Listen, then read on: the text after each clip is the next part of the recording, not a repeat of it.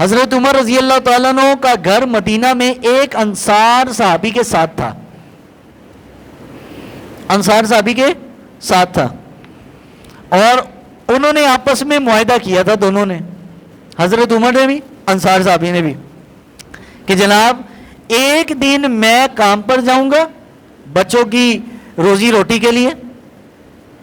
ہم تو دو دو شفٹوں پہ کام کرتے ہیں نا، پورا نہیں پڑ رہا، پورا نہیں پڑ رہا، پریشان ہے، پریشان جناب پورا نہیں پا رہا، دو دو شفٹوں میں کام کر رہے ہیں.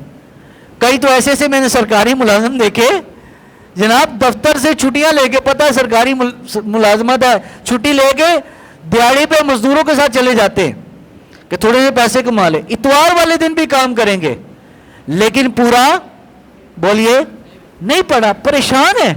وجہ کیا ہے؟ وجہ یہ نہیں ہے کہ پیسہ تھوڑا، پیسہ بہت ہے، برکت نہیں ہے. صحابہ کرام زیادہ کے پیچھے نہیں جاتے تھے، صحابہ جاتے تھے برکت کے پیچھے. حضرت عمر نے انصار صحابی سے کہا بھائی ایک دن میں کام پہ جاؤں گا، بچوں کے لیے روزی روٹی لاؤں گا، اس دن تم نے رسول اللہ کی بارگاہ میں جا کر دین سیکھنا ہے. ایک دن میں حضور کی بارگاہ میں دین سیکھنے جاؤں گا، تم کام کرنے جانا، اور شام کو جب میں آؤں گا حضور کی بارگاہ سے تم کام سے آؤ گے مدینے کے بازار سے، میں آپ کو بتاؤں گا کہ سرکار نے پورے دن میں کیا فرمایا. حاضری لگانے کے لیے نہیں، 15-20 منٹ کے لیے نہیں، حضرت عمر پورا دین سیکھنے کے لیے جاتے تھے. اور مجبوری کیا تھی؟ جاتے تو روزانہ، لیکن اصحاب صفہ تو 70 صحابہ حضرت ابو ہریرہ سمیت اصحاب صفہ تو ہر وقت رسول اللہ سے دین پڑھتے، دین سیکھتے، لیکن کچھ صحابہ مجبور تھے، بچوں کے لیے کمانے کے لیے جانا ہوتا، ایک دن کام کرتے ایک دن دین سیکھتے، ایک دن کام کرتے ایک دن دین سیکھتے، اور روزانہ سیکھ نہ پاتے کہ بچوں کے لیے کمائی کرنی ہے. لیکن پھر بھی دل میں یہ تڑپ ہوتی کہ جس دن میں نہیں گیا، دوسرے کو کہا بھائی تو نے کل کام پہ جانا ہے، کل میں تجھے نبی پاک کی باتیں بتاؤں گا، آج تو مجھے بتا. ہمارا حال کیا ہے؟ جمعہ آنا بھی ہوتا ہے نا مسجد میں، اس ٹائم آئیں گے ہم جس ٹائم دوسری اذان کا وقت ہو جائے گا. اکثر لوگ، ساروں کی بات نہیں کر رہا، بہت سارے آپ میں شوقین بھی ہیں جو مجھ سے بھی پہلے آ جاتے ہیں، شوق رکھنے والے ہیں، وہ پہلے تشریف لے آتے ہیں سننے کے لیے، اول سے آخر تک ساری بات سنتے ہیں.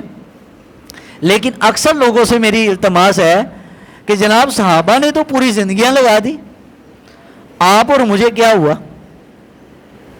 حضور علیہ السلام کے ایک صحابی ہے، ان کو معلوم ہوا کہ نبی علیہ الصلوۃ والسلام، ایک تابعی تھے، ان کو معلوم ہوا کہ ایک صحابی ملک شام میں رہتے ہیں، ملک شام، مدینہ منورہ سے وہ چلے ملک شام میں، اور پتہ تھا ان کو کہ وہ فلاں صحابی کے پاس حضور کی ایک حدیث ہے. کتنی ہے بھائی؟ کتنی ہے بولو؟ ایک حدیث. مدینہ منورہ سے لے کر ملک شام کا دمشق کا سفر آپ خود گوگل پہ سرچ مار کے چیک کر لیں کتنا ہے. صرف مکہ اور مدینہ کا 500 کلومیٹر ہے، کم و بیش تقریباً اتنا بنتا ہے. آپ حساب لگائے درمیان میں اردن آتا ہے، پورا ایک ملک ہے، تبوک، اردن سے آگے پھر شام ہے، شام کے درمیان میں دمشق ہے. اب دمشق میں وہ کوئی کاروبار کے لیے نہیں گئے، وہ کوئی اپنے بچے کی پڑھائی کے لیے نہیں گئے، کوئی مزدوری کے لیے نہیں گئے، کس کے لیے گئے؟ نبی پاک کی ایک حدیث سننے کے لیے. یہ تڑپ تھی تو آج یہ حدیثیں ہمارے پاس کتابوں میں جمع ہیں.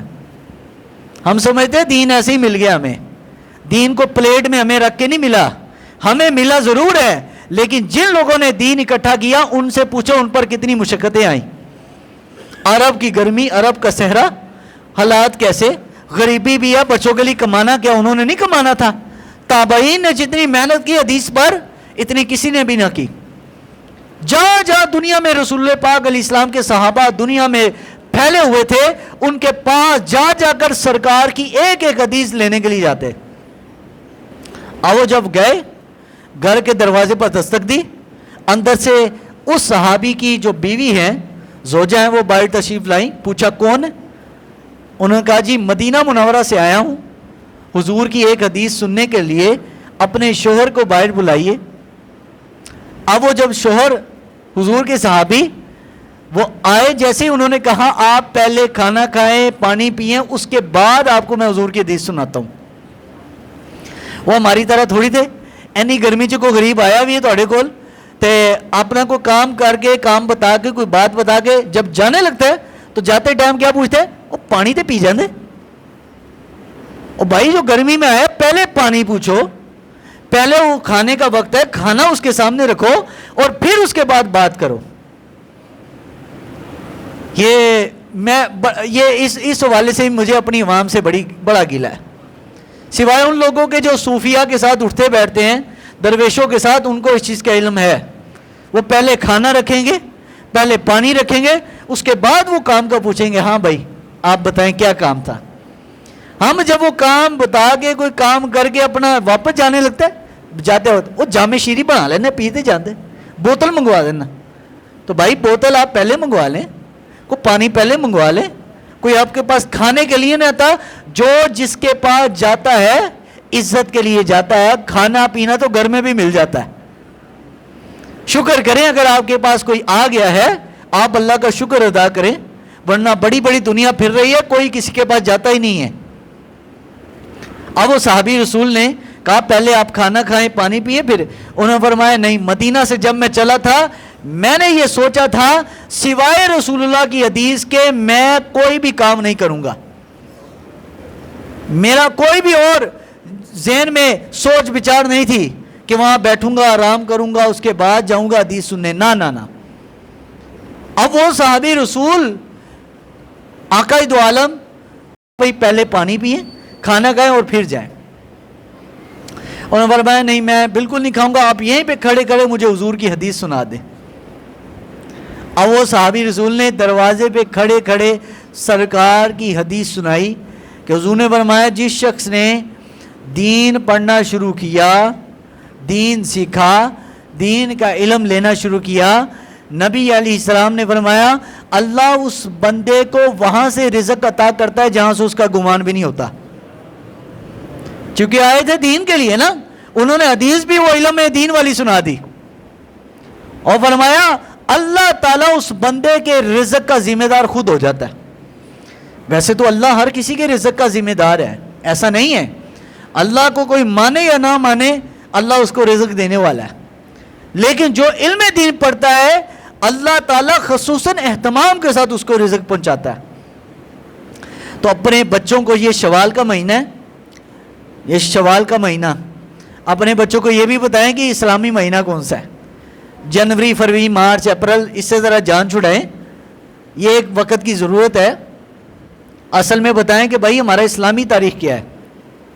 ہم میں سے اکثر وہ لوگ ہیں سوائے عید کے چاند کے علاوہ کوئی ان کو تاریخ پتہ نہیں ہوتی, عید کے چاند کے علاوہ کوئی تاریخ نہیں پتا, بس چاند نظر آ گیا بس ٹھیک ہے بھائی شوال کا مہینہ شروع ہو گیا, لیکن بعد میں نہیں پتا ہوتا بھائی تاریخ کون سی چل رہی ہے. تو یہ شوال المکرم کا مہینہ ہے.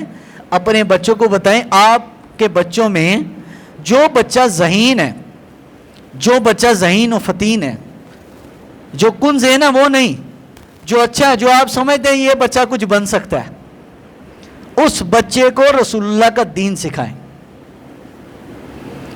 ہم کیا کرتے ہیں, ہمارے معاشرے کے والدین کا کنسیپٹ کیا ہے, پہلے بچے کو ڈالتے ہیں اسکول میں ماہر ہو تو آگے پڑھاتے ہیں, اینو ڈاکٹر بنانا ہے, اینو انجینئر بنانا ہے, ٹھیک ہے, 10 کرا دی, اس کے بعد جی پری انجینئر پری میڈیکل میں ڈال دیا. ڈالے ضرور, کسی بھی میڈیکل کے شعبے میں کسی بھی ادارے میں بھیجیں, میں کسی کے اسکول کا مخالف نہیں ہوں, میں صرف آپ کے ذہن میں نبی کے دین کی اہمیت اجاگر کرنا چاہتا ہوں. اچھا اسکول نہ چلے اس کو کام میں ڈال دو, اچھا کام بھی نہیں کرے تو کیا کرتے آخر میں ماں باپ اینو مدرسے پا دیو. یعنی تم لوگوں نے مدرسے کے لیے 3rd کلاس چیز رکھی ہوئی ہے, جو نہ اسکول میں چلے نہ کام پہ چلے اس کو مدرسے میں ڈال دو. کیا ہی وہ والدین ہیں کہ جن کے بچے ذہین و فتین ہوں, ان کو پتہ ہے انہی بچوں نے ہمیں کما کے دینا, لیکن اس کے باوجود ان بچوں کو نبی پاک کے دین میں وہ والدین ڈال دیں کہ بیٹا تم دین پڑھو. امام شافعی علیہ رحمہ حضور غوث اعظم رحمۃ اللہ علیہ بچپن میں ماں باپ نے بھیج دیا بھائی جا کے پڑھو، اور جب امام شافعی پڑھ کے واپس آ رہے تھے اپنی والدہ کے پاس تو 80 اونٹ بیمہ ساز و سامان اس میں بڑے بڑے تحفے تحائف آپ کو دیے، اور آپ جب اپنے شہر میں پہنچے تو آپ کی والدہ نے حضرت امام شافعی سے پوچھا بیٹا یہ اتنا سامان کہاں سے؟ میں نے تو تمہیں دین پڑھنے کے لیے بھیجا تھا، دنیا کمانے کے لیے نہیں۔ تو کہنے لگے اماں جان یہ میں نے لوگوں کو مسائل بتائے، لوگوں نے مجھے تحائف دیے۔ فرمایا بیٹا قیامت والے دن اس کا حساب کون دے گا؟ میں نے تو تمہیں دین پڑھنے کے لیے بھیجا تھا۔ تو اپنے بچوں کو دین پڑھنے کے لیے بھیجے۔